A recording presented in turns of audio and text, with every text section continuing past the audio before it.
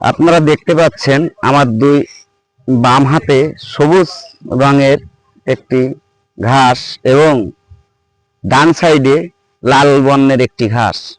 এই দুটি ঘাস কিন্তু দুই রকম। এই যে সবুজ রঙের ঘাস, এতে ফ্যাটের পার্সেন্ট রয়েছে মাত্র 22%। পাশাপাশি এই যে লাল রঙের যে ঘাস, এতে রক্তের ক্লোরিন বেশি থাকায় এতে ফ্যাটের পরিমাণ রয়েছে প্রায় 40 থেকে 42%। এই ঘাসের গ্রোথ তো কিন্তু অনেক, খুব সহজেই বেড়ে ওঠে এই লাল রঙের ঘাস। এটা দেখতে কিছুটা ফুলের মতো দেখা গেলেও এই যে লাল রঙের ঘাস, এর পাতায় কিন্তু কোনো ধান নাই। পাশাপাশি সবুজ রঙের ঘাসটাতে পাতার সাইডে একটু ধার ধার রয়েছে। এর জন্য গরু এই যে লাল রঙের ঘাস, এটা কিন্তু খেতে খুব স্বাচ্ছন্দ্য বোধ করে।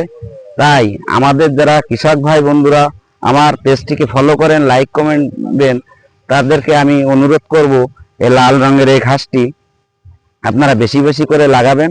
এই লাল রঙের ঘাস খেলে গরু বেশি দুধ দেয়, এড়ে গরুর বেশি ফ্যাট হয়। তাই অবশ্যই লাল রঙের ঘাসটি লাগানোর চেষ্টা করবেন আপনারা। যারা এই ঘাসের বীজ অথবা এই ঘাসের কাটিং নিতে চান, আমাকে কমেন্টে জানাবেন। এই ঘাসের কাটিং আপনাদের দেওয়ার চেষ্টা করব, আপনারা সবাই এই ঘাস লাগাতে পারবেন।